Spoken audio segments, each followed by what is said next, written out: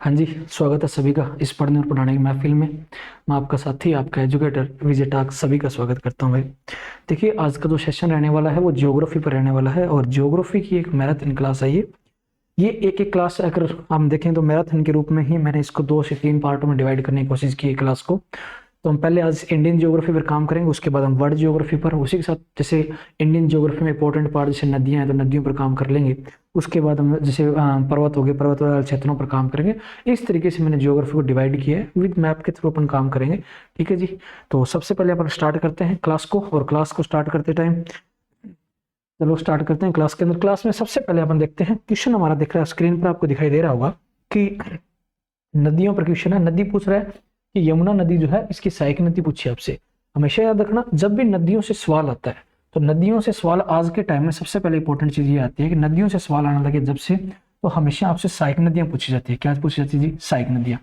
जब हम सहायक नदियों की बात करते हैं, इसकी सहायक नदियों की, तो सहायक नदियों की जब भी बात आती है तो सहायक नदियों में सबसे बड़ा इंपॉर्टेंट रोल रहता है। अगर यमुना, गंगा, गंगा के साथ साथ ब्रह्मपुत्र, इन सभी नदियों का इंपॉर्टेंट रोल प्ले होता है।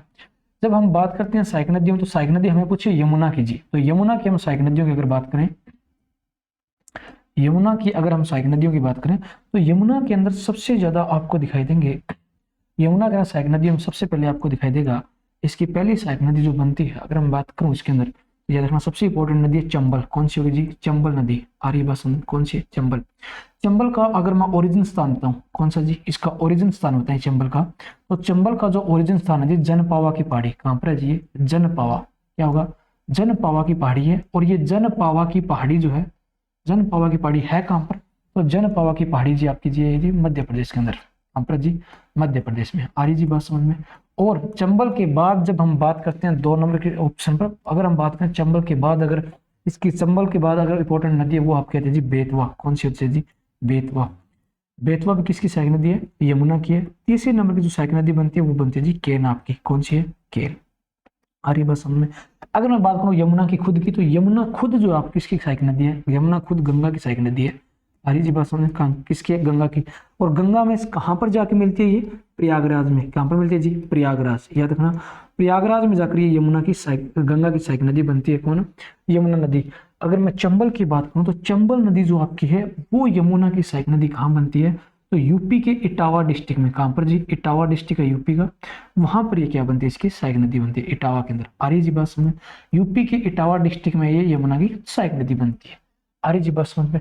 जब हम इस पर बात करते हैं तो आपसे पूछा है कौन सी इसकी सहायक नदी नहीं है, तो नहीं के अंदर जब भी पहला सवाल आपके सामने दिखाई दे रहा है स्क्रीन, तो वो आपकी जी रामगंगा। आर्य बात समझ में?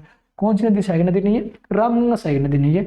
रामगंगा का अगर मैं ओरिजिन स्थान की बात करूं तो रामगंगा जो आपकी है जी यूके के अंदर से निकल के आती है। कहां से जी? यूके के अंदर से। और यूके से निकलने के बाद ये किसकी सहायक, कब किसकी सहायक नदी बनती है? ये गंगा की सहायक नदी बनती है। किसकी जी? गंगा की सहायक नदी बनती है। सबसे पहला सवाल ये रहता है इसके बाएं तट से मिलने वाली है या दाएं तट से मिलने वाली है? तो रामगंगा आपकी लेफ्ट साइड से मिलने वाली नदी है। कहां से? लेफ्ट साइड से। आप बोल सकते हो बाएं तट से मिलने वाली नदी है। आ रही जी बात समझ में? बाएं तट से मिलने वाली नदी है कौन सी जी? रामगंगा। ठीक है जी। रामगंगा के बाद जब हम बात करते हैं, रामगंगा जो है यूपी में कहां प्रवेश करती है? तो बिजनौर डिस्ट्रिक्ट आपका है यूपी के अंदर। कहां पर जी? यूपी के बिजनौर डिस्ट्रिक्ट में रामगंगा जो प्रवेश करती है, याद रखना। ठीक है जी, बिजनौर में। आ रही बात समझ? बिजनौर में प्रवेश करती है और कन्नौज में इसकी सहायक नदी बनती है। किसकी? गंगा की। कन्नौज में। आ रही बात समझ में? तो याद रखना ये कन्नौज में इसकी सहायक नदी बनती है। कन्नौज में सहायक नदी बनती है किसकी? गंगा की। अरे जी बात समझ में? तो इतना आप लोगों को याद रखना है। इसका आंसर क्या होगा जी? डी नंबर ऑप्शन इसका राइट आंसर। अगर इसको थोड़ा सा मैप के थ्रू अगर हम जाने तो मैप के थ्रू अगर देखेंगे तो थोड़ा सा यमुना को पढ़ लेते हैं। यमुना की अगर बात करूं तो यमुना का जो ओरिजिन स्थान है वो कहां से जी? यमुनोत्री ग्लेशियर है। यमुनोत्री ग्लेशियर है। यमुनोत्री ग्लेशियर आपको याद रखना है। और बंदरपूंछ की पहाड़ी है जी। किसकी? बंदरपूंछ की पहाड़ी। हरी जी बात समझ में? बंदरपूंछ की पहाड़ी है, यहां से इसका ओरिजिन होता है। और जब इसका ओरिजिन होता है इस स्थान से, तो ये नदी आपकी, जब हम इसकी बात करते हैं तो ये गंगा की सहायक नदी बनती है। और गंगा आपको रैंडमली मैं आपको यहाँ से थोड़ी सी गंगा बना देता हूँ। ठीक है जी। तो ये गंगा की इटावा डिस्ट्रिक्ट में जाके सहायक नदी बनती है। सॉरी, इटावा नहीं, प्रयागराज में जाके सहायक नदी बनती है। अरे बस में। ठीक है जी, प्रयागराज में सहायक नदी बनती है।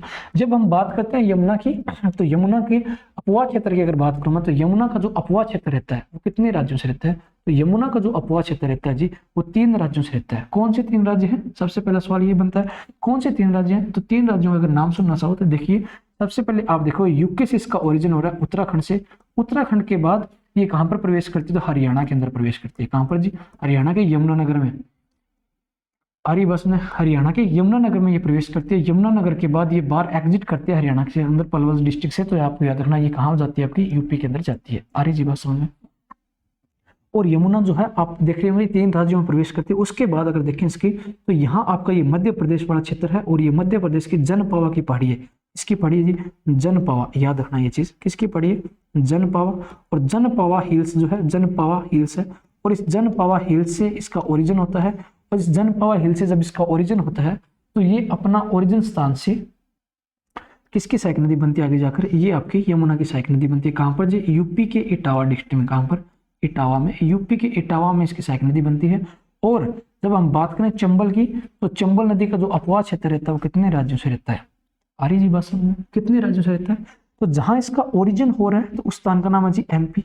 कौन से राज्य से होता है? तो एमपी से होता है। तो सबसे पहली बात तो अपना राज्य कौन सा आ गया जी? एमपी आ गया। एमपी के बाद अगर हम बात करें तो एमपी के बाद ये राजस्थान में प्रवेश करती है। किसमें जी? आरजे में प्रवेश करती है। और आरजे के बाद अगर मैं बात करूं इसकी तो आरजे के बाद ये जो है आपकी कहाँ जाती है जी? यमुना यूपी के अंदर जाती है इटावा डिस्ट्रिक्ट के अंदर। आर्य जी बसंत सर चंबल है यमुना की सहायक नदी बनती है इटावा के अंदर यूपी के अंदर। आर्य बसंत। एक सवाल आपसे ये भी रहता है ये आपकी बीहड़ भूमि का निर्माण करती है। तो आपसे सवाल रहता है कि कौन सी नदी है जो बीहड़ भूमि का निर्माण करती है? तो बीहड़ भूमि का निर्माण करने वाली नदी आपकी है जी आपकी चंबल नदी। आर्य बात समझ में? मिट्टी का अपरदन करती है सबसे अधिक। याद रखना क्या है जी? मिट्टी का अपरदन करती है। तो आपको याद रखना है अपरदन करने वाली नदी है ये मिट्टी का सबसे अधिक। तो अपरदन करने वाली आरी बस। अब इसी के साथ यहाँ पर आपका विंध्याचल पर्वत है और इस विंध्याचल पर्वत के क्षेत्र से एक नदी का ओरिजिन होता है जिसे हम बोलते हैं शिप्रा। क्या बोलते हैं जी? शिप्रा नदी। आरी बस में शिप्रा नदी है। और शिप्रा नदी किसकी सहायक नदी है? तो ये आपकी जी चंबल की सहायक नदी है। आरी जी बात समझना? यहाँ तक चीजें आप लोगों को क्लियर हो रही होगी है ना। और इसी विंध्याचल से निकलने वाली एक नदी आपकी जिसको आपने पढ़ा है केन आपकी होगी जी। केन के बाद आप देखोगे बेतवा बीच से निकल कर आने वाली नदी है जी विंध्याचल पर्वत से। आर्य बात इस तरीके से इसका थोड़ा डायग्राम बनता है। आर्य बात इस तरीके से नदी का अपवाह क्षेत्र दिखाई दे रहा होगा आपको। तो आप इसको रैंडमली मैप के थ्रू अगर आप पढ़ो तो उतना ही आसान दिखाई देती है चीजें। ठीक है जी। ये आपकी गंगा ही है तो गंगा को आप इस तरीके से आप इसको ड्रॉ कर सकते हो। ठीक है ना। तो आपको ये रैंडमली थ्रू मैप के थ्रू पढ़ोगे जितना ज्यादा तो आसान रहेगा आपको। ठीक है जी। नेक्स्ट क्वेश्चन पर चलते हैं। अगला सवाल हमारा पूछ रहा है यमुना नदी का उद्गम स्थान। देखिए उद्गम स्थान मैंने अभी रिसेंट के मैप में बताया आपको। देखो जब बात आती है यमुना के उद्गम स्थान की, ये उद्गम स्थान मैंने बंदरपूंछ की पढ़ी यमुनोत्री ग्लेशियर बताया आपको।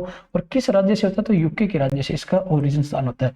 तो ऐसा आपको किस ऑप्शन में दिखाई दे रहा है? तो इस ऑप्शन को देखिए यमुना का जब उद्गम स्थान की बात करूं तो उद्गम स्थान आपका जी बंदरपूंछ की पहाड़ी है। आरी बस में तो बंदरपूंछ की पहाड़ी इसका क्या रहेगा जी? राइट आंसर रहेगा। अरे जी बस कहां पर है? ये यूके के अंदर है। ठीक है जी। इसका आंसर क्या रहेगा? बी नंबर ऑप्शन इसका क्या रहेगा जी? राइट आंसर रहेगा। अगर हम यमुना नदी पर क्वेश्चनों की बात करें अपन तो यमुना के अगर और क्वेश्चनों की बात करें तो और क्वेश्चन मेरे को लग नहीं रहा है कि ऊपर कोई और क्वेश्चन भी होगा क्या यमुना पर, है ना। तो देखिए यमुना का ये दिखाई दे रहा है आपको। तो यमुना नदी आपकी एक ही क्लास के अंदर आपकी एक डायग्राम से हम इसको कवर कर रहे हैं। तो दिल्ली और आगरा के मध्य वर्षा के अधिकांश समय में यमुना नदी मृत हो जाती है। ये स्टेटमेंट क्या सही है? और कारण बोझा यमुना असतत वाहिनी। देखिए कारण इसका गलत है लेकिन कथन आपका सही है। वो दिल्ली और आगरा के मध्य वर्षा के अधिकांश में यमुना मृत हो जाती है। वर्षा के अधिकांश समय में यमुना मृत हो जाती है, कथन भी गलत है आपका। तो ये भी ध्यान रखना आपको दोनों ही चीजें गलत है। तो ऐसा कोई ऑप्शन आपको दिखाई दे रहा है? ठीक है जी। तो ऐसा ऑप्शन को दिखाई दे रहा है हाँ दोनों गलत है।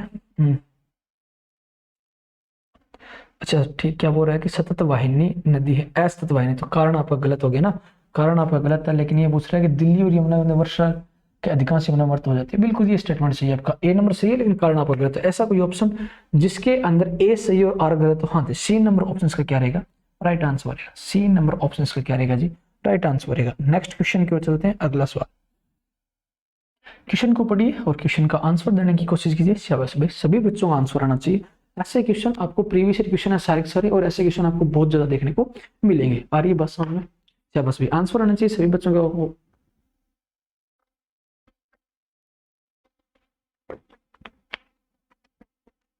देखिए जब हम बात करते हैं प्रायद्वीपीय भारत की सभी प्रमुख नदियां बंगाल की खाड़ी में गिरती है, परंतु नर्मदा तथा तापी नदियां अरब सागर में गिरती है। देखिए, जब हम बात करते हैं प्रायद्वीपीय भारत की नदियां, सीधी सी बात आपको बताऊंगा थ्रू मैप की अगर आप बात करें अपन, तो प्रायद्वीपीय भारत की जब भी नदियों की बात आती है तो ये आपका दक्षिणी क्षेत्र आपका कहलाता है, ये है ना, ये आपका दक्षिणी क्षेत्र है, ठीक है जी, भारत का। जब हम इसमें प्रायद्वीपीय भारत की नदियों की बात करते हैं तो सबसे पहले हमारा प्रायद्वीपीय भारत में नदियों के अंदर आता है आपका नाम जी, आपका गोदावरी का। किसका आता जी? गोदावरी का। तो गोदावरी दक्षिण भारत की गंगा कहलाती है। गोदावरी क्या कहलाती है? दक्षिण भारत की गंगा। 1425 किलोमीटर इसकी क्या है जी? लंबाई है। याद रखना कितनी है जी? 1425 किलोमीटर इसकी लंबाई है। अरे बस 1425 किलोमीटर इसकी क्या जी? लंबाई है। जब हम बात करते हैं गोदावरी के बाद इसी महाराष्ट्र के क्षेत्र से एक नदी और ओरिजिन होती है जिसका नाम कृष्णा है जी। जिसका कृष्णा वैसे डायग्राम से आप ड्रॉ कर सकते हो, है ना। कृष्णा जो है, कृष्णा नदी है। कृष्णा के बाद आपके अगर आती है वो आती है जी कावेरी, है ना। कौन सी आएगी आपकी? कावेरी नदी आएगी, ठीक है जी। तो इस तरीके से आप इसको कर सकते हो ड्रॉ, ठीक है जी।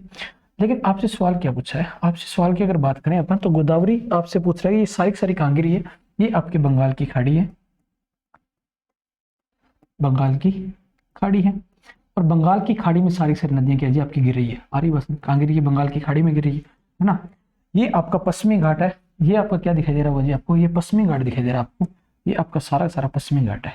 आ रही बस, ये आपका पूरा पश्चिमी घाट है। और पश्चिमी घाट की ओर से सारी नदियां किस में जा रही है? बंगाल की खाड़ी की ओर जा रही है ना। ये आपका अरब सागर आता है, इस क्षेत्र को क्या कहते हैं? अरब सागर, है ना। ये आपका अरब सागर।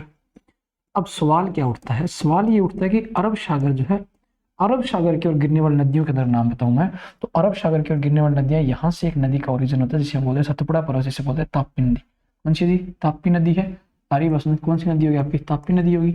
वहीं पर इसी के ऊपर यहाँ पर आपको एक पर्वत श्रृंखला दिखाई देगी और इस पर्वत श्रृंखला का नाम क्या आपका? तो ये आपका जी सतपुड़ा पर्वत है। कौन सा जी?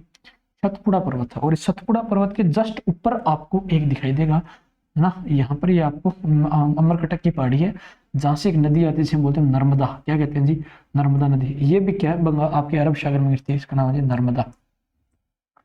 नर्मदा ये नदी आपकी जी ताप्ती। कौन सी है? ताप्ती। आर्य जी बात समझ, ठीक है ना। तो सतपुड़ा पर्वत से इसका ओरिजिन होता है और ये आपकी नर्मदा अमरकटक की पहाड़ी है। कौन सी जी? अमरकटक की पहाड़ी है, ठीक है। अब हम बात करते हैं क्वेश्चन क्या पूछ रहा है हमारे से। क्वेश्चन ये पूछा है कि प्रायद्वीपीय भारत की प्रमुख नदियां बंगाल की खाड़ी में गिरती है परंतु नर्मदा और तापी नदियां अरब सागर में गिरती है। क्या ये स्टेटमेंट सही है? देखिए, क्या ये स्टेटमेंट सही है? तो बिल्कुल जी, कथन तो हमारा सही है क्योंकि हमने ये इसी को अभी कवर किया है ना। जस्ट मैंने बताया आपको, ये तो दो आपकी अरब सागर में गिरी है जबकि ये तीनों आपकी कहाँ जा रही है? बंगाल की खाड़ी में जा रही है मुख्य नदियां, ठीक है जी। उसके बाद अगला सवाल पूछ रहा है कारण क्या बोल रहा है? नर्मदा और तापी नदियां जब विश्व में भ्रंश घाटियों से होकर बहती है। बिल्कुल सही स्टेटमेंट है, कारण भी आपका सही है। आपको बता दूं मैं कि जो आपकी नर्मदा और तापी नदियां ये दोनों भ्रंश घाटियों के उदाहरण है। एक्चुअल में भ्रंश घाटी होता क्या है आप बोल सकते हो? अगर क्या होता है कि कोई भी क्षेत्र अगर समतल स्थान है, कोई भी क्षेत्र आपका अगर समतल स्थान है और इस समतल स्थान का बीच वाला भाग आपका नीचे की ओर धंस जाता है और साइडों वाले भाग यूं की यूं रहे और बीच वाला भाग ऐसे धंस जाता है तो इसे हम क्या बोलते हैं? भ्रंश घाटी बोलते हैं। क्या बोलते हैं जी? भ्रंश घाटी बोलते हैं। अरे बस इसे बोलते हैं भ्रंश घाटी। कई बार आपको देखने को मिलता है बीच वाला भाग तो यूं की यूं रह जाता है और साइडों के भाग क्या हो? नीचे की ओर धंस जाए। साइडों के भाग क्या हो? नीचे की ओर धंस जाए तो उसे हम क्या बोलते हैं? भ्रंश घाटी कहते हैं। साइडों वाले को भ्रंश घाटी और बीच वाले क्या कहते हैं जी? ब्लॉक पर्वत कहते हैं।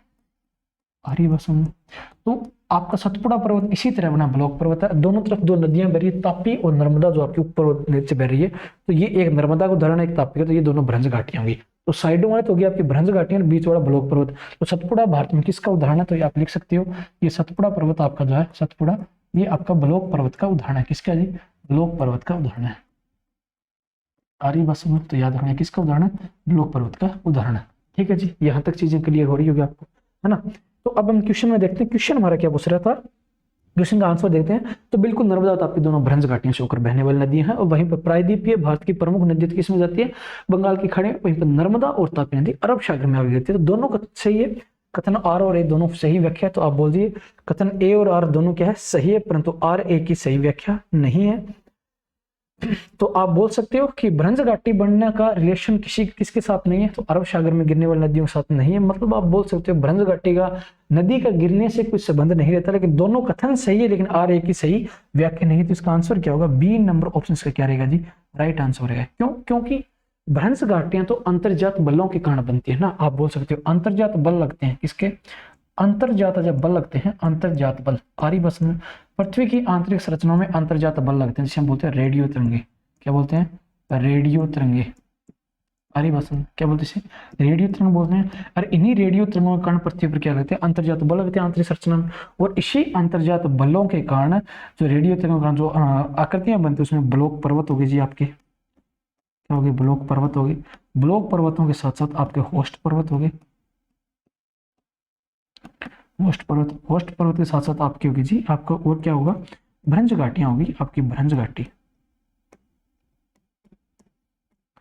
और रेफ्ट वैली बोलते हैं इसे, रेफ्ट वैली, अरे जी बात सुन, तो ये आपकी भ्रंश घाटियां होगा, अरे बात सुन, तो इसका आंसर क्या होगा, तो इसका आंसर आप बी नंबर ऑप्शन देख रहे हो। और ये अंतर्जात बल किसके कारण, रेडियो तरंगे उठती है उसी का अंतर्जात बल। ये दो प्रकार के अंतर्जात बल कैसे होते हैं, दो प्रकार के कौन से बल होते हैं आपको याद रखना, ये एक तो होता है जी अपसारी, क्या होते हैं अपसारी, अपसारी, एक होता है अभिसारी, कौन से होते हैं जी, अभिसारी, अभिसारी। तो ये दो प्रकार के बल लगते हैं, अपसारी और अभिसारी, इस प्रकार के दो प्रकार के बल लगते हैं। आर्य जी बात सुन, नेक्स्ट क्वेश्चन की ओर चलते हैं। अगला सवाल हमारा, कौन सी नदी है जो बांग्लादेश में प्रवेश के उपरांत गंगा कहलाती है, अच्छा बस इसका आंसर दीजिए, कौन सी ऐसी नदी है जो बांग्लादेश में प्रवेश के उपरांत क्या कहलाती है, आपकी गंगा जो है प्रवेश उपरांत क्या कहलाती है, इसका आंसर क्या होगा।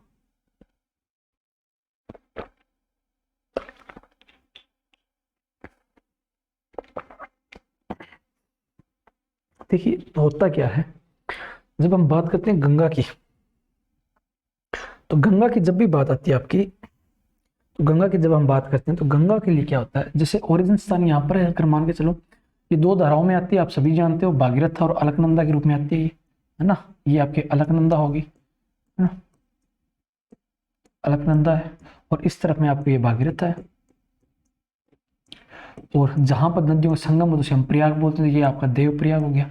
तो देव प्रयाग में आके आपकी गंगा क्या कहलाती है, गंगा कहलाती है। उससे पहले आपकी भागीरथ और अलकनंदा दो है नदियां, तो भागीरथ को ही क्या गंगा की मुख्य धारा कहा जाता है। तो कई बार सवाल रहता है कि मुख्य धारा कौन सी है गंगा की, तो याद रखना मुख्य धारा जो आपकी भागीरथ है। आ रही बात समझ में, ठीक है जी। अब क्या होता है, आपसे सवाल पूछा गया है कि क्या कहते हैं, जब गंगा का अपवाह क्षेत्र होता है तो उसके बाद ये अंतिम रूप से किसमें प्रवेश करती है, दो धाराओं में डिवाइड होती है। एक तो जो भारत में आती है उसे बोलते हैं हुगली, क्या बोलते हैं जी, हुगली, भारत में आने वाली धारा को बोलते हैं हुगली।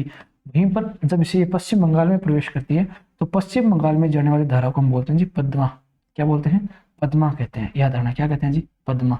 तो ये कई बार आपसे सवाल पूछा जाता है, अरे बस तो पद्मा। लेकिन आपको बता दूं, जब पद्मा और ब्रह्मपुत्र दोनों मिलती है, इस साइड से आपकी जो ब्रह्मपुत्र आती है, ब्रह्मपुत्र जो नदी आती है तो बांग्लादेश में प्रवेश करती है, उससे पहले ब्रह्मपुत्र में नदी आके मिलती है जिसे हम बोलते हैं तीस्ता, क्या बोलते हैं, तीस्ता।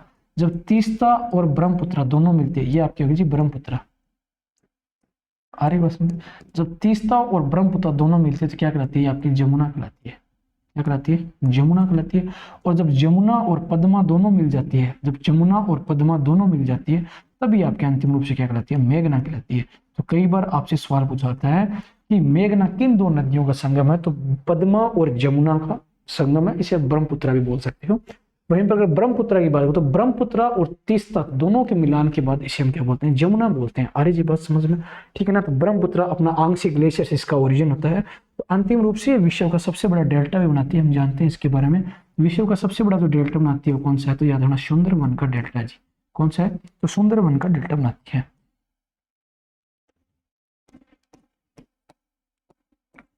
आरी बात सुंदरबन का डेल्टा है। आरी जी बात, अब इससे संबंधित जितने भी क्वेश्चन है हम बात करेंगे, ठीक है जी। तो आपका क्वेश्चन क्या था, क्वेश्चन हमारा ये पूछ रहा था कि बांग्लादेश में प्रवेश के उपरांत गंगा क्या कहलाती है, प्रवेश के उपरांत क्या कहलाती है, आपकी पद्मा कहलाती है। तो इसका आंसर क्या होगा, ए नंबर ऑप्शन इसका क्या रहेगा जी, राइट आंसर रहेगा। लेकिन अगर मैं बात करूं मेघना की, तो मेघना आपको मैंने दो नदियों का संगम बताया, किन दो नदियों का संगम है, तो मेघना को आप लोग याद रखोगे, मेघना जो दो नदियों का संगम, आप एक तो जमुना है जी, कौन सी है, जमुना है।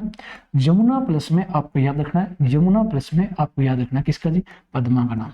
आरी भाषण किसका, पद्मा, तभी आपकी मेघना कहते हैं। हुगली कहाँ कहते हैं, तो हुगली को, हुगली किसे कहते हैं, तो गंगा के अंदर, गंगा को पश्चिम बंगाल में हुगली कहा जाता है। मैंने अभी रिसेंट में बताया आपको, गंगा को पश्चिम बंगाल में हुगली कहा जाता है। आरी बस में उसके बाद अगर लोहिता की बात करूं तो लोहिता ब्रह्मपुत्र की सहायक नदी है, किसकी, ब्रह्मपुत्र की, ब्रह्मपुत्रा की सहायक नदी है। आ रही बात समझ? ब्रह्मपुत्र की सहायक नदी कौन सी है? तो आपकी लोहिता है। आ रही जी बात समझ में? तो इसका आंसर क्या हुआ? ए फॉर अलिफ लैला, इसका क्या आ जाएगा जी? राइट आंसर है। ठीक है जी, नेक्स्ट क्वेश्चन की ओर चलते हैं। अगला सवाल देखिए, क्वेश्चन आपका सेम उसी नदी के ऊपर है, गंगावरिया। सुंदरवन का डेल्टा का निर्माण करने वाली नदियां कौन सी है? इसका आंसर क्या होगा? सुंदरवन का डेल्टा निर्माण करने वाली नदियां, मैंने जस्ट आपको इसी डायग्राम से आपको दोबारा बता देता हूँ। सुंदरवन का निर्माण करने वाली नदियां कौन सी है? दो नदियां आ रही है, एक तो जमुना, एक पद्मा, या फिर आप बोल सकते हो मेघना। अंतिम रूप से अगर पूछे तो मेघना होती है। और कौन सी दो नदियां? जमुना, पद्मा। जमुना का दूसरा नाम क्या? ब्रह्मपुत्र ही बोलते हैं। ठीक है ना? तो याद रखना, आपको कई बार ऐसे सवाल आपसे घुमाए जाते हैं, तो इसमें ऑप्शन जो है, ऑप्शन के हिसाब से देखना पड़ेगा। तो बोल रहा कि गंगा या ब्रह्मपुत्र बनाती है, गंगा या झेलम बनाती है, सिंधु या झेलम बनाती है, गंगा या सिंधु बनाती है। तो हमने अभी पढ़ा है जस्ट रिसेंट में, तो गंगा या ब्रह्मपुत्र क्या बनाती है जी? आपका सुंदरवन का डेल्टा बनाती है। विश्व का सबसे बड़ा डेल्टा है, याद रखना इसका जी, विश्व का सबसे बड़ा डेल्टा, विश्व का सबसे बड़ा डेल्टा है।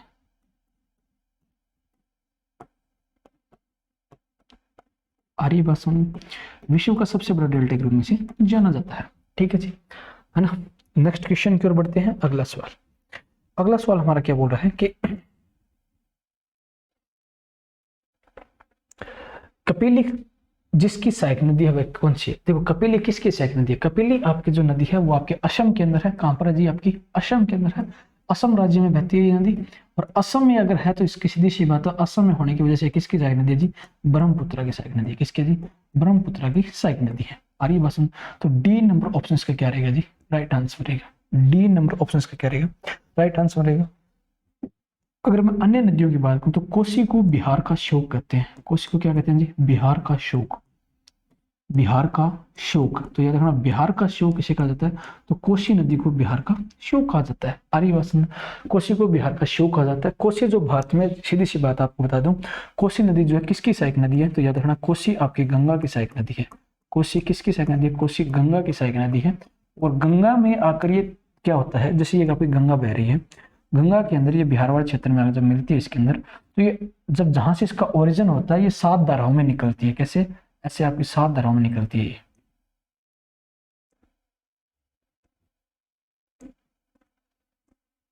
आर्य बात समझ?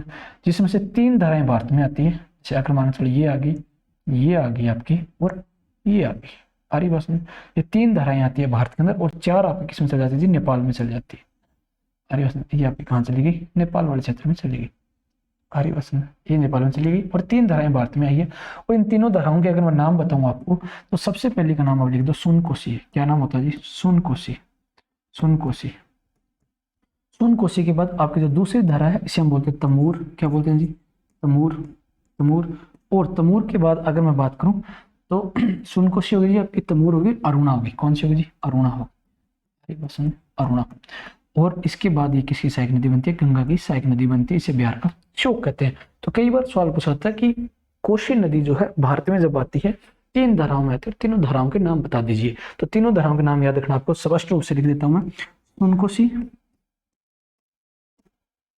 सुनकोसी, सुनकोसी के बाद आप कहते हैं तमूर। तमूर। तमूर के बाद आती है जी आपकी अरुणा। कौन सी होगी? अरुणा। ये 3 धाराओं में आती है भारत के अंदर। आ रही बात समझ? नेक्स्ट क्वेश्चन की ओर चलते हैं। अगला सवाल हमारा क्या रहता है? क्वेश्चन को पढ़ेंगे, क्वेश्चन का आंसर देने की कोशिश करेंगे। क्वेश्चन को पढ़िए और क्वेश्चन का आंसर देने की कोशिश कीजिए। कि क्वेश्चन बोल रहा है कि तीस्ता नदी के संदर्भ में निम्नलिखित कथनों पर विचार करना है। तीस्ता नदी का उद्गम वही है जो ब्रह्मपुत्र है, लेकिन वह सिक्किम से होकर बहती है। क्या ये स्टेटमेंट सही है? दूसरा बोल रहा है अरंगती नदी की उत्पत्ति सिक्किम में होती है और यह तीस्ता नदी की एक सहायक नदी है। तीस्ता नदी भारत और बांग्लादेश की सीमा पर बंगाल की खाड़ी में जाकर गिरती है। देखिए, तीस्ता नदी की बात जब भी आती है तो तीस्ता नदी का ओरिजिन कहाँ से है? तो तीस्ता नदी का जो ओरिजिन है नेपाल वाले क्षेत्र से होता है, इसमें नेपाल से होता है। लेकिन आपको बता दूंगा, ब्रह्मपुत्र का अगर ओरिजिन की बात करें अपन, तो ब्रह्मपुत्र का जो ओरिजिन होता है वो कहाँ से होता है? तो ब्रह्मपुत्र का ओरिजिन होता है जी मानसरोवर लेक। कौन सी जी? मानसरोवर। ये मानसरोवर लेक है, और इस मानसरोवर लेक से ब्रह्मपुत्र का ओरिजिन होता है। मानसरोवर लेक के ऊपर आंगसी ग्लेशियर है। कौन सा जी? तो आंगसी ग्लेशियर है। आंगसी ग्लेशियर है। आंगसी ग्लेशियर से इसका क्या होता है जी? ओरिजिन होता है। ठीक है ना। तो याद रखना मानसरोवर झील से आंशिक, इसे तिब्बत में क्या कहते हैं, इसे तिब्बत में किस नाम से जानते हैं, तो तिब्बत में इसे सांगपो कहते हैं। क्या कहते हैं जी, सांगपो कहते हैं। तो कई बार आपसे ये भी सवाल पूछा जाता है, इसका दूसरा नाम क्या है, सांगपो। सांगपो का रियलिटी में अगर मैं बताऊं अर्थ क्या होता है, शुद्ध करना। क्या होता है जी, शुद्ध करना। आर्य भाषा में तो सांगपो का अर्थ होता है जी शुद्ध करना। आर्य भाषा में जब तीस्ता और ब्रह्मपुत्र मिलती है, क्या होता है, तीस्ता और ब्रह्मपुत्र मिलती है, इसमें बांग्लादेश में तीस्ता और तीसरा और ब्रह्मपुत्र मिलने के बाद ये दोनों क्या कहलाती है, जमुना कहलाती है। क्या कहलाती है, जमुना। तो कई बार ये भी सवाल पूछ सकता है। रेंगती नदी किसकी सेकंड है, रेंगती तीस्ता की सेकंड नदी है। तो पहले स्टेटमेंट आपकी है जी गलत, क्योंकि ये बोल रहा है कि ये तो बोल रहा है कि उद्गम स्थान एक स्थान पर, उद्गम स्थान एक स्थान पर नहीं है। पहली स्टेटमेंट तो आपकी जी रोंग है। दूसरी बोल रहा है रेंगती नदी है वो सिक्किम में, बिल्कुल 2 नंबर स्टेटमेंट आपकी सही है। तीस्ता नदी भारत और बांग्लादेश की सीमा पर बंगाल की खाड़ी में, नहीं जी, ये बंगाल की खाड़ी में जाके नहीं गिरती, ये क्या होता है, ये जमुना बन जाती है। कब, पहले ही जमुना बन जाती है, बांग्लादेश में प्रवेश करती है तब। तो याद रखना ये बंगाल की खाड़ी में जाकर अकेली जाकर नहीं गिरती। तो पहली और तीसरी स्टेटमेंट होगा जी, केवल बी नंबर ऑप्शन इसका क्या रहेगा जी, राइट आंसर रहेगा। बी फॉर बाहुबली आप बोल सकते हैं, इसका राइट आंसर है B number option. B for ball क्या है, इसका राइट आंसर है। आ रही बात समझ में, बी नंबर ऑप्शन इसका क्या रहेगा जी, राइट आंसर रहेगा। ठीक है जी, यहाँ तक कोई किंतु परंतु। नेक्स्ट क्वेश्चन की ओर चलते हैं। क्वेश्चन को पढ़िए और क्वेश्चन का आंसर देने की कोशिश कीजिए। क्वेश्चन बहुत ही प्यारा क्वेश्चन है, क्वेश्चन को पढ़िए, क्वेश्चन का आंसर देने की बात कीजिए, है ना। क्वेश्चन बोल रहा है निम्नलिखित नदियों में से किन का स्रोत बिंदु जहां से इसका ओरिजिन एक ही स्थान पर है, ऐसी कौन सी नदियां हैं। ओरिजिन स्थान एक ही वैसी कौन सी नदियां हैं।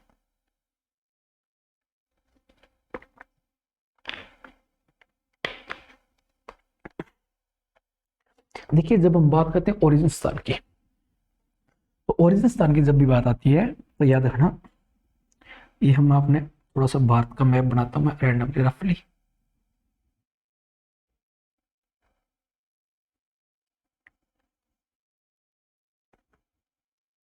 है ना। ये आपको इंडिया थोड़ा सा मैप दिखाई दे रहा होगा। इंडिया के मैप के अंदर आप देखो यहाँ पर एक झील है जिसका नाम है मानसरोवर लेक। कौन सा जी, मानसरोवर। कौन सी है, मानसरोवर। आई बस में कौन सी लेक है, तो मानसरोवर लेक है। और इस मानसरोवर झील पर 2 ग्लेशियर है। कौन कौन से, तो मानसरोवर झील पर पहला ग्लेशियर आपको याद रखना है, ये आपका जी बोखरचुंग ग्लेशियर। कौन सा है, बोखरचुंग, बोखरचुंग। और वहीं पर एक नेक्स्ट जो आपको ग्लेशियर दिखाई देगा वो आपका जी आंगसी। कौन सा ग्लेशियर है, यहाँ पर आप लिख दो इसको, ऐसे ड्रॉ कर देते हैं इसको, क्या बोलते हैं, आंगसी ग्लेशियर। तो याद रखना ये आपका है जी आंगसी ग्लेशियर।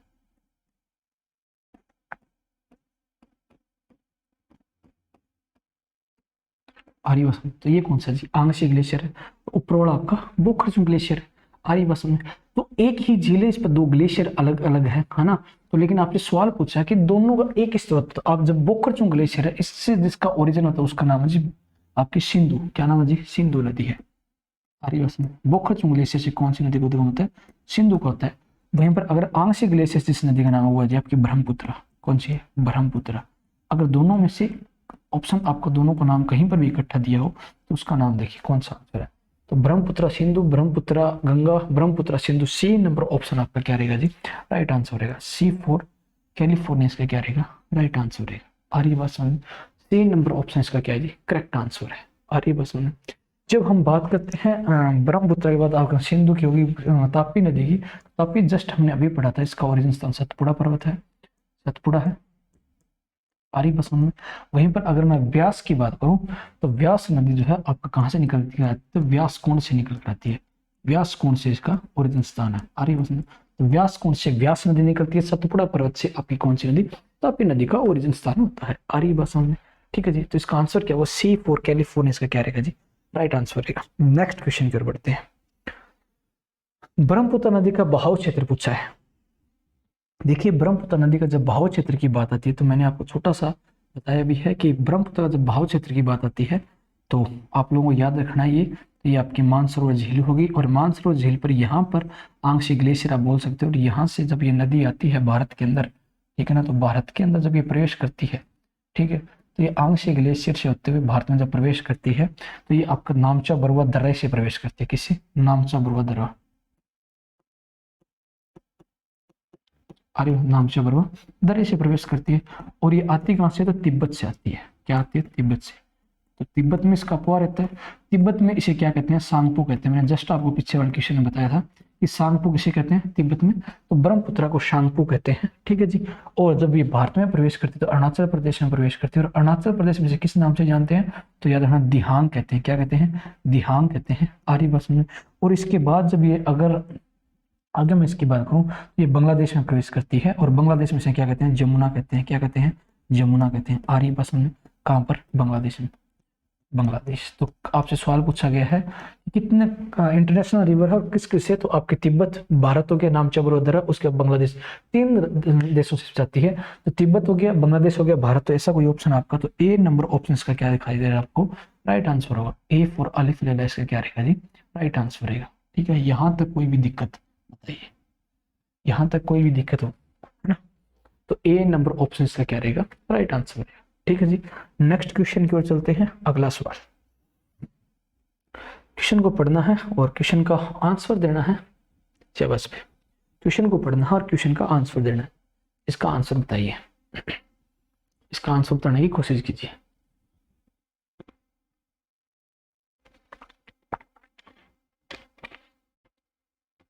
देखिए, जब मैं बात करता हूँ इसकी नदी की, तो मैंने आपको पीछे एक मैप के थ्रू भी बताया था आपको गंगा के बारे में। जस्ट अपन बात कर लेते हैं, मैप मैंने ड्रॉ भी किया था, तो इसमें ही कर लेते हैं, क्वेश्चन के साथ ही कर लेते हैं, ठीक है, दोबारा कर लेते हैं। ठीक है, देखिए जब हम बात करते हैं, ये आपकी है आपका भागीरथ नदी का ग्लेशियर, जिसे हम बोलते हैं गंगोत्री, गंगोत्री। ठीक है जी, यहां से इस नदी का ओरिजिन होता है, उसे हम बोलते हैं भागीरथ। आगे बात समझिए। और इसी के बिल्कुल पैरेलल एक ग्लेशियर है जिसे हम बोलते हैं सतोपंथ ग्लेशियर। क्या बोलते हैं, सतोपंथ ग्लेशियर, सतोपंथ। आरी बात समझ, सतोपंथ ग्लेशियर है। और इस सतोपंथ ग्लेशियर से जिस नदी का ओरिजिन होता है उसे हम बोलते हैं अलकनंदा। क्या बोलते हैं जी, अलकनंदा। आरी बात समझ में। यहाँ से जिस नदी का ओरिजिन होता है उसे बोलते हैं जी अलकनंदा,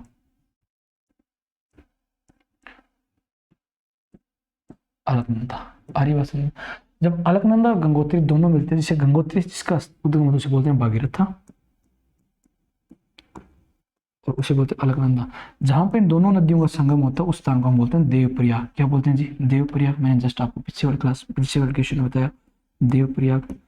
अब आपके सामने सवाल क्या है, सवाल ये है कि अलकनंदा के अंदर ये 5 प्रयाग है, 500 प्रयाग अपने एक साथ देख लेते हैं। सबसे पहला आपका था जी विष्णु प्रयाग। कौन सा था, विष्णु प्रयाग। आपको याद रखना, ये विष्णु है जी। ठीक है, विष्णु के बाद अगला जो प्रयाग आता है आपका, वो आता है जी आपका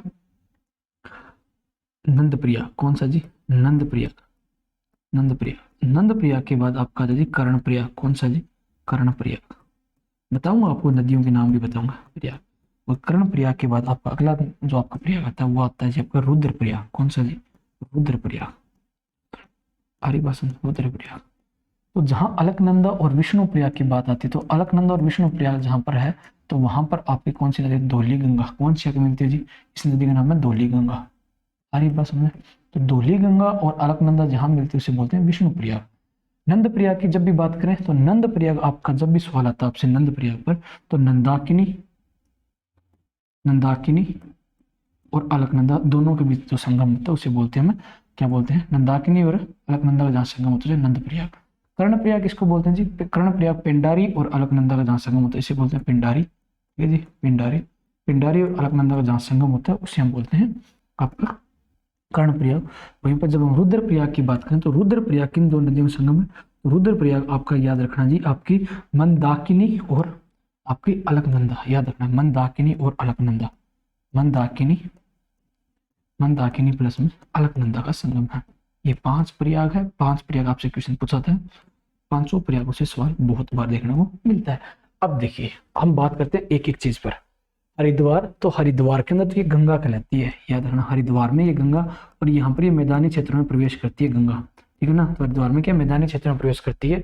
तो गंगा नदी पूछे अलकनंदा और भगीरथ कहाँ आकर मिलती है, तो हरिद्वार में, तो ये सिर्फ मैदानी क्षेत्र में प्रवेश करते हैं, याद रखना आपको, मैदान में गंगा। सारी बात समझ में। ठीक है ना, ऋषिकेश, ऋषिकेश में नहीं करती। उसके बाद देवप्रयाग, हाँ देवप्रयाग इसका आपका आंसर होगा। देवप्रयाग के अंदर क्या, अलकनंदा और भागीरथ दोनों मेजर आपको दिखाई दे रहा होगा, है ना। तो इसका आंसर जो होगा वो क्या होगा, देवप्रयाग होगा। तो डी फॉर आपका देवप्रयाग क्या होगा, इसका सही आंसर होगा डी फॉर देवप्रयाग।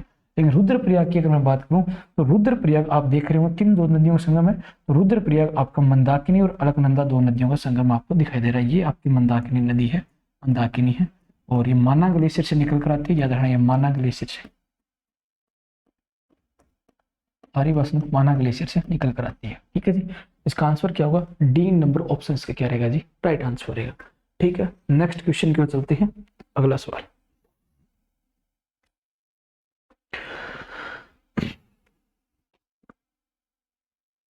क्वेश्चन का आंसर दीजिए, इसी सेम डायग्राम पर ही ये क्वेश्चन है। उस नदी का नाम बताइए जो केदारनाथ से रुद्रप्रयाग के मध्य बहती है। बताइए ऐसी कौन सी नदी है केदारनाथ से रुद्रप्रयाग के मध्य बहती है। ए नंबर ऑप्शन है भागीरथ, बी नंबर ऑप्शन है अलकनंदा, सी नंबर ऑप्शन है सरयू, और डी नंबर ऑप्शन आपका मंदाकिनी। तो जब ऐसा क्वेश्चन आपको दिखाई दे तो आपको ये डायग्राम वापस आपको थोड़ा सा रिपीट करना पड़ेगा। देखिए ये आपका क्षेत्र आता है और यहाँ पर ये रुद्रप्रयाग आपको दिखाई दे रहा होगा। ये नदी मैंने आपको बताई मंदाकिनी नदी है, जहां माना ग्लेशियर से निकल कर आती है। ठीक है जी, और ये आपसे पूछ रहा है कि रुद्रप्रयाग के मध्य में बहने वाली नदी के नाम पूछा जा रहा है आपसे। तो रुद्रप्रयाग के मध्य में बहने वाली नदी कौन सी, रुद्रप्रयाग केदारनाथ। तो केदारनाथ और रुद्रप्रयाग के बीच में बहती है, तो इसका नाम आपका हो जाए डी नंबर ऑप्शन इसका क्या रहेगा जी, राइट आंसर रहेगा मंदाकिनी नदी, इसका क्या रहेगा जी, राइट आंसर रहेगा। सरयू किसे कहते हैं, तो सरयू जो आपका बराक नदी को बांग्लादेश में क्या कहते हैं, बराक नदी, आपने नाम सुना होगा कभी, बराक नदी जी, ये आपकी याद रखना, ये बांग्लादेश में सरयू कहलाती है, बांग्लादेश में सरयू कहलाती है।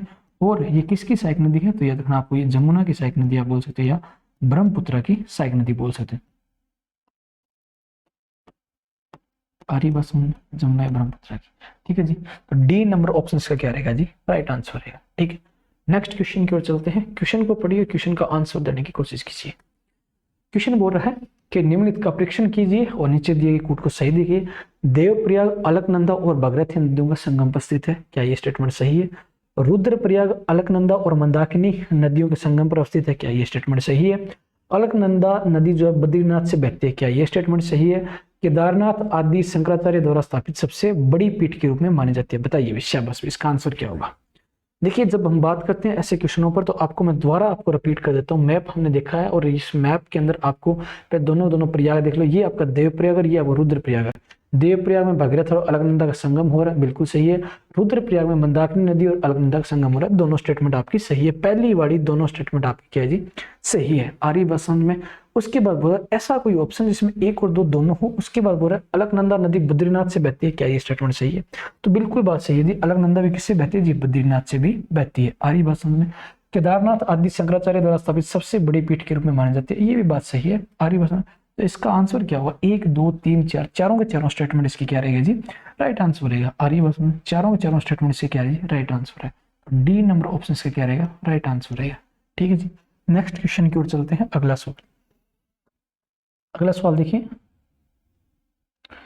बहुत ही प्यारा क्वेश्चन है। और क्वेश्चन, भारत के पूर्वी तट पर स्थित सबसे बड़ी लेगून झील कौन सी है। बहुत प्यारा क्वेश्चन, लेगून झील बतानी है आपको, भारत के पूर्वी तट पर बतानी है ना। शाबाश, क्वेश्चन का आंसर दीजिए।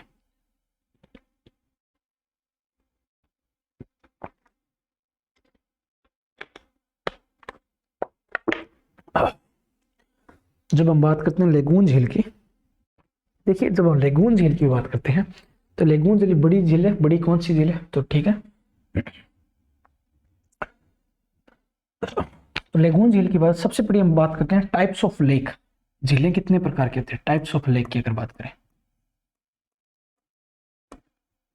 Types of lake.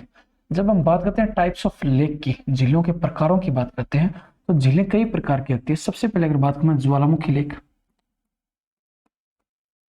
ज्वालामुखी, ज्वालामुखी के अलावा दूसरे हो गए आपकी विवर्तनिकी लेक। कौन सी होती है, विवर्तनिकी। आर्यवासन। तीसरी झील आपकी होती है लेगून झील, लेगून लेक। चौथी आपकी होती है आर्टिफिशियल, कृत्रिम झील। पांचवी झील होती है आपकी ऑलबॉक्स गोखरू लेक, गोखरू लेक बोलते हैं, गोखरू जो नदी के द्वारा निर्मित झीलें होती है, गोखरू लेक। अब इसमें आपने पूछा कि लेगून झील कौन सी होती है। लेगून झील के बारे में अगर हम बात करें तो लेगून झील के लिए आपको छोटा सा एक डायग्राम ड्रॉ करते हैं अपन। ठीक है, जैसे आपने ये समुद्र का तट देखा है, ये आप समुद्र का तट देख सकते हो, ठीक है ना। इसको यहाँ ड्रॉ करते हैं, ये समुद्र का तट है और ये आपका समुद्री क्षेत्र में आता है, ये आपका समुद्र है। ठीक है जी, होता क्या है, ये भूभाग वाला जो क्षेत्र आपका है, तो ये भूभाग वाला क्षेत्र यहाँ एरोजन होने के कारण इसमें पानी इकट्ठा हो जाता है। इसमें एरोजन इतना ज्यादा होता है कि इस क्षेत्र में आपका पानी इकट्ठा होना शुरू कर देता है, ठीक है ना। होता क्या है, समुद्र के जब पानी की तरंगे आती है, पानी के छोल आते हैं, छोल जिसे हम बोलते हैं आम भाषा में, पानी के छोल आते हैं, तो इसके अंदर क्या एरोजन होने के बाद यहाँ पर गड्ढा बन जाता है, उसमें झील का रूप धारण कर लेता है, एक लेगून की तरह, आप घोड़े की नाल की तरह ये झील बन जाती है और समुद्र का पानी इसमें इकट्ठा होना शुरू कर देता है। तो सबसे पहली बात, तो लेगून झील में हमेशा क्या मिलता है आपको, समुद्र का पानी मिलता है। किसका पानी मिलता है जी, समुद्र का पानी मिलता है। आरी बसन, इसका मतलब ये क्या है, लवणीय झीलें होंगी, क्या होगी, लवणीय झीलें होगी, लवणीय झील होगी, है ना, लवणीय लेक होगी। और आपसे क्वेश्चन पूछा जाए भारत की सबसे बड़ी लेक होंगी, आप बोल सकते हो एशिया की सबसे बड़ी, तो एशिया की सबसे बड़ी जो झील है जी, लेगून झील आपकी चिलिका है। तो कौन सी जी, एशिया की चिलिका है ना, कौन सी होगी, एशिया की अगर बात करें तो आपको याद रखना चिलिका झील है, ठीक है ना, कौन सी होगी, चिलिका है। एशिया की सबसे बड़ी कहाँ पर है जी, उड़ीसा के अंदर, याद रखना कहाँ पर है, उड़ीसा के अंदर है। और भारत की सबसे लंबी लेक भी आपकी लेगून झील है, कौन सी, वेबनाड, वेबनाड, ये कहाँ पर है, केरल में है। वेबनाड जो आपकी कहाँ पर है जी, केरल में है। आ रही बात समझ में। तो आपसे आंसर पूछा है कि सबसे बड़ी लेगून झील कौन सी, तो याद रखना चिलिका झील आपकी सबसे बड़ी लेगून झील है। तो आपका बी नंबर ऑप्शन का क्या रहेगा जी, राइट आंसर रहेगा। बी नंबर ऑप्शन का क्या रहेगा, राइट आंसर। पुलिकट झील एक ऐसी झील है जो तमिलनाडु और आंध्र प्रदेश दो राज्यों में फैली हुई है। तमिलनाडु और आंध्र प्रदेश दो राज्यों में, कई बार सवाल पूछा था इससे, अरे बस में, तो आंध्र प्रदेश दो राज्य में, ठीक है जी। कोलेस ना होकर यहाँ पर कोलेरू है, कोलेरू है, और कोलेरू किस में आती है जी, तो कोलेरू लेक आपकी आती है जी आंध्र प्रदेश के अंदर। आई बात समझ में, ठीक है ना। तो इसका आंसर क्या होगा, बी नंबर ऑप्शन इसका क्या रहेगा जी, राइट आंसर रहेगा। नेक्स्ट क्वेश्चन की ओर चलते हैं, अगला सवाल, ठीक है जी। यहां तक समझ में आ रहा होगा आपको। आपको झीलें दी गई है और इसके बीच में थोड़ा सा स्पेस याद रखना आप लोगों को, स्पेस बना हुआ है, ठीक है ना। तो लोकटक यहाँ पर मणिपुर यहाँ होता है आपका, ठीक है ना। तो मणिपुर, विद्यासागर कहाँ पर, आंध्र प्रदेश में, डीडवाना हरियाणा में, कोलेश उड़ीसा में। बताइए इसका आंसर क्या होगा। देखिए जब बात करते हैं ऐसे, तो सबसे पहले हम बात करें लोकटक की, तो लोकटक आपकी कहाँ है, लोकटक आपकी मणिपुर में ही है, और ये उत्तर पूर्वी भारत की सबसे बड़ी मीठे पानी झील है। याद रखना क्या है, उत्तर पूर्वी भारत की सबसे बड़ी मीठे पानी झील है। पूर्वी भारत की सबसे बड़ी मीठे पानी की झील है, सबसे बड़ी मीठे पानी की झील है। आर्यवन सबसे बड़ी मीठे पानी की झील है। दूसरा अगर मैं बात करूं आपको डिडवाना लेक की, तो आपका उदयसागर आपके आंध्र प्रदेश में, डिडवाना आपकी राजस्थान में जी, कहां पर, डिडवाना आपसे पूछा जाए, डिडवाना आपकी जी राजस्थान में आती है। आर्यवन किस में जी, राजस्थान, ठीक है जी। तो डिडवाना कहाँ थी आपकी, राजस्थान में। तो इसका आंसर क्या होगा, सी ने वो कौन सा सही सुमिलित नहीं पूछा आपसे, तो कौन सी जोड़ी सुमिलित है, अच्छा सुमिलित है आपसे पूछा है, ठीक है ना। तो सुमिलित है तो आपको याद रखना लोकटक मणिपुर में ही सुमिलित है, बाकी सारी गलत है। आर्यवासन उद्देश्य अगर आपका राजस्थान में, कोलेश भी हाँ सही बात है, उड़ीसा में नहीं है, ठीक है जी। उड़ीसा के अंदर हमने अभी पढ़ा है, आपको याद रखना चिलिका झील आपको इसका आंसर होगा, चिलिका, ठीक है जी। तो इसका आंसर क्या होगा, ए नंबर ऑप्शन इसका क्या रहेगा जी, राइट आंसर रहेगा, ठीक है। नेक्स्ट क्वेश्चन की ओर चलते हैं, अगला सवाल।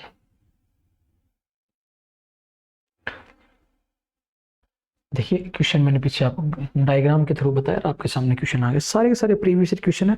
आपका घटना चक्र कंप्लीट हो रहा है, ये मान के चलो। नदियों पर जो जितने और नदियां झीलें, मैंने आज सारी सारी वाटर बॉडी उठाई है, वाटर बॉडी पर जितने भी आपके घटना चक्र है सवाल है वो सारे आ रहे हैं।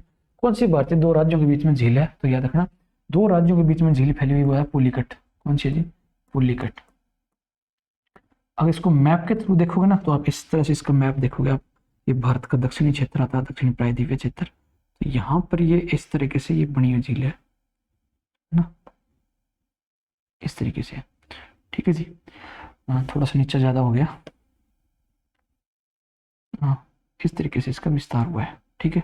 तो इस तरीके से आप देखो, तो ये आपका जो आंध्र प्रदेश का रीजन आता है, इस तरीके से ये आंध्र प्रदेश के रीजन में आके प्रवेश करती है। आधा आंध्र प्रदेश में है, ये आपका आधा तेलंगाना और क्षेत्र आ जाता है। आंध्र प्रदेश और आंध्र प्रदेश के साथ साथ आपको आता है तमिलनाडु वाला क्षेत्र ना, इस तरीके से। ये पुलिकट झील है आपकी, कौन सी है, पुलिकट, ठीक है ना। इसमें पानी भर देते हैं अपन, थोड़ा अच्छा दिखेगा आपको ऐसे, ठीक है ना। तो ये पुलिकट झील आपकी है। ऐसी कौन सी झील है? तो पुलिकट झील होगी। तो डी नंबर ऑप्शन का क्या रहेगा? राइट आंसर रहेगा। तो आंध्र प्रदेश और तमिलनाडु दोनों क्षेत्र में फैली हुई है, किसमें? आंध्र प्रदेश और तमिलनाडु में।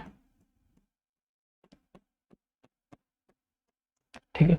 अब बात पूछा लोनार। लोनार ये महाराष्ट्र के क्षेत्र में आती है। तो लोनार अगर देखो तो इस क्षेत्र में आपको यहाँ लोनार दिखाई देगी। तो ये आपका लोनार झील है। कौन सी है? लोनार। और लोनार झील किसका उदाहरण है? लोनार आपका याद रखना ये आपकी ज्वालामुखी झील का उदाहरण है। इसका उदाहरण बन जाता है जी, ज्वालामुखी झील है ये, ज्वालामुखी लेक है। और ये बस ज्वालामुखी लेक का सबसे अच्छा उदाहरण है कहाँ पर? ये महाराष्ट्र में है। ठीक है। तो इसका आंसर क्या होगा? देख लिया, चिलिका आपकी यहाँ दिखाई देगी आपको, चिलिका झील, ऐसे उड़ीसा के अंदर लेकमोन झील का उदाहरण है। ठीक है। तो डी नंबर ऑप्शन इसका क्या रहेगा? राइट आंसर रहेगा। क्वेश्चन को पढ़िए और क्वेश्चन का आंसर देने की कोशिश कीजिए। मैंने नदियों पर क्वेश्चन बताया है। तो जब बात करती है नदियों पर, बराक, लोहिता, सुबनसिरी अरुणाचल प्रदेश से होकर बहती है। देखिए बात करूँ ये सारी किसकी? ब्रह्मपुत्र की सहायक नदियां, याद रखना किसकी है जी? ब्रह्मपुत्र। तो ब्रह्मपुत्र की सहायक नदियों के बारे में पूछा है। तो ब्रह्मपुत्र की जब सहायक नदियों की बात आती है तो सबसे पहले अगर हम बात करें ब्रह्मपुत्र सहायक नदियों में, तो सबसे पहले अगर नाम आता है वो आता है आपका जी लोहिता का। इसका नाम आता है लोहिता, अरुणाचल प्रदेश में लोहिता। लोहिता आपकी अरुणाचल प्रदेश में। नंबर 2 पर आती है जी लोहिता के बाद दिबांग। कौन सी आती है? दिबांग, ये भी अरुणाचल प्रदेश में। दिबांग के बाद आती है जी आपकी सुबनसिरी, सुबनसिरी है ना, ये भी अरुणाचल प्रदेश में। सुबनसिरी के बाद आपकी जो आती है जी मानस, ये असम में आती है जी। मानस, मानस कहाँ पर? असम राज्य में आती है ना। मानस के बाद आपकी आती है जी कामेग। कौन सी है? कामेग है जी, है ना। कौन सी है? कामेग है। कामेग के बाद आपकी आती है जी धनसिरी, ये भी आपके कहाँ पर? असम में है धनसिरी। धनसिरी के बाद आपकी आती है जी बराक। तो ये बराक कहाँ पर जी? बराक मणिपुर की पहाड़ियों से निकल कर आती है, इससे आती है मणिपुर की पहाड़ियों से निकल कर आती है। इसका आंसर क्या होगा? तो इसका आंसर आपसे पूछा गया है ना। तो आपसे पूछा है कि अरुणाचल प्रदेश में कैसी नदियां हैं, जो विचार कीजिए अरुणाचल प्रदेश में प्रवेश होकर बहती है। तो बताइए इसका आंसर। तो बराक तो आपका होगा नहीं, बराक तो आपको काट दीजिए। तो बराक जैसे ही आप काटो तो उसके बाद सुबनसिरी और लोहिता दो नाम आपके बचते हैं। दो नाम बचते हैं आपकी। सुबनसिरी आपकी कहाँ पर है? ये दोनों तीनों तीनों कहाँ पर आती है? आपकी अरुणाचल प्रदेश में आती है। अरे ये सर किसकी सहायक नदी है? ब्रह्मपुत्र की सहायक नदी है। इसका आंसर होगा बी नंबर ऑप्शन का क्या रहेगा जी? राइट आंसर रहेगा।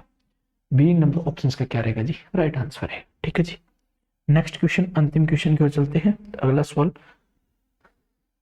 मानस किसकी उपनदी? अभी मैंने रिसेंट में बताया आपको मानस किसकी उपनदी है। जब बात करते हैं मानस की, तो मानस असम में है और ये मानस ये किसकी सहायक नदी? तो आपकी ब्रह्मपुत्र की सहायक नदी बनती है, ब्रह्मपुत्र की। हरी बस में ब्रह्मपुत्र की सहायक नदी है।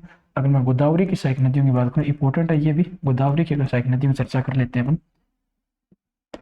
है ना। गोदावरी की सहायक नदियों की बात कर लेते हैं। गोदावरी की अगर मैं सहायक नदियां बनाऊं आपके सामने, तो थ्रू मैप के थ्रू देख लेते हैं अपन, है ना। मैप के थ्रू मैंने आपको मैप ड्रॉ करके दिखाया था एक ना, कहाँ पर चला गया वो मैप? एक मैप मैंने ड्रॉ किया था साउथ इंडिया रीजन, हाँ जी ये किया था ना। चलो अपने एक बार दोबारा ड्रॉ कर लेंगे, कोई बात नहीं।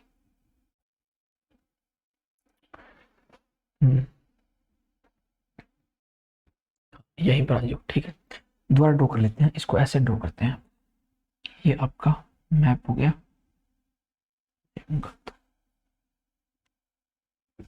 यहाँ देखिए मैं प्रायद्वीप भारत का पूरा ही मैप ड्रॉ कर देता हूँ, है ना। ठीक है। अब इसमें अपना एक ही नदी चाहिए जिसका नाम है गोदावरी। तो गोदावरी का यहाँ ओरिजिन स्थान है नासिक की पहाड़ियाँ महाराष्ट्र से, और ये आपकी गोदावरी नदी बह रही है। और अंतिम रूप से दो धाराओं में डिवाइड होती है ऐसे, ठीक है जी। एक का नाम होता है गौतमी, क्या कहते हैं? गौतमी। एक का नाम जी विशिष्ट, क्या कहते हैं? विशिष्ट। ठीक है जी। अब इसकी जो पहली सहायक नदी बनती है उसको, इसके बाद दूसरी, तीसरी, उसके बाद यहाँ से ऐसी सहायक नदी। जब हम बात करते हैं पहले की, तो हम यहाँ से पढ़ते हैं, इसका नाम तो है मजीरा। क्या नाम है जी? मजीरा। मजीरा सहायक नदी बनती है दाएं तट से। मजीरा के बाद आती है जी आपकी वेगई। वेगई, वेगई के बाद ये आपकी दो नदियां हैं। उसके बाद ये आपकी प्राणहिता कहलाती है। कौन सी जी? प्राणहिता है। प्राणहिता चंद्रपुर नामक स्थान पर मध्य प्रदेश में मिलती है, चंद्रपुर में, है ना। ठीक है जी। तो उसके बाद आपकी आती है इंद्रावती। कौन सी जी? इंद्रावती है। ठीक है, ये कौन सी जी? आपकी इंद्रावती है। वैगई के बाद आपकी वैनगंगा। ये कौन सी जी? वैनगंगा है, वैनगंगा। और वैनगंगा के साथ आपकी है जी पैनगंगा। अरे बस ये आपकी दो नदियां पैनगंगा पैनगंगा मिलने के बाद आपकी प्राणहिता कहलाती है। इस तरीके से ये आपका किसका? गोदावरी का संगम। आपको इसे 1425 किलोमीटर इसकी लंबाई, तो दक्षिण भारत की गंगा किसे कहते हैं? 1425 किलोमीटर इसकी क्या जी लंबाई है, इसे दक्षिण भारत की गंगा कहते हैं। दक्षिण भारत की गंगा किसे कहते हैं? दक्षिण भारत की गंगा किसे कहते हैं? तो आपको गोदावरी को याद रखना है। ठीक है जी। तो इसका आंसर क्या होगा? ए नंबर ऑप्शन। अच्छा, मानस पूछा है तो मानस आपका डी नंबर ऑप्शन होगा। और गोदावरी की मैंने आपको सहायक नदियां बताई। कृष्णा भी देख लो, कृष्णा देखने की इच्छा है तो कृष्णा भी देख लेते हैं। कृष्णा भी इसी महाराष्ट्र के क्षेत्र से निकल कर आती है। ठीक है जी, ये आपकी महाराष्ट्र से कृष्णा आ रही है। ठीक है, और यहाँ से इसका अपवाह क्षेत्र बनता है और ये 3 धाराओं में डिवाइड होती है ऐसे। ठीक है ना, ऐसे 3 धाराओं में डिवाइड होती है। यहाँ से आप ऐसे डिवाइड कर दो इसको। ठीक है ना, एक धारा यहाँ से निकालो ऐसे। ठीक है जी। और ये पक्षी के पंजे के आकार का डेल्टा बनाती है। कई बार सवाल पूछा होता है पक्षी के पंजे के आकार का, पंजे के आकार का। तो कौन सी नदी डेल्टा बनाती है आकार का? तो आपका डेल्टा जो बनाने वाली नदी है वो आपकी कृष्णा। अरे बस में अब क्या होता है, इसी कृष्णा की सबसे पहले सहायक नदी अगर बात करूं तो घाटप्रभा, मालप्रभा ना, मालप्रभा, ये आपकी घाटप्रभा जी। अरे उस घाटप्रभा, मालप्रभा, भीमा, भीष्मा, भीमा, भीष्मा, और यहाँ से एक तुंगभद्रा नदी। ठीक है जी। तो ये देखना कौन कौन सी है? भीमा होगी, भीमा होगी, उसके बाद भीष्मा, भीष्मा और तुंगभद्रा। तुंगभद्रा इंपॉर्टेंट है, कई बार सवाल पूछा था तुंगभद्रा। तो तुंगभद्रा नदी के किनारे पर विजयनगर साम्राज्य था, आपका याद रखना। ये कौन सा था? विजयनगर साम्राज्य, विजयनगर। आर्यवस्त विजयनगर साम्राज्य किसके किनारे था? तुंगभद्रा के किनारे पर था। आर्यवस्त ये कृष्णा की सहायक नदियां। ठीक है जी। तो आज के लिए इतना काफी है, नेक्स्ट क्लास में हम और बात करेंगे। ठीक है जी, धन्यवाद।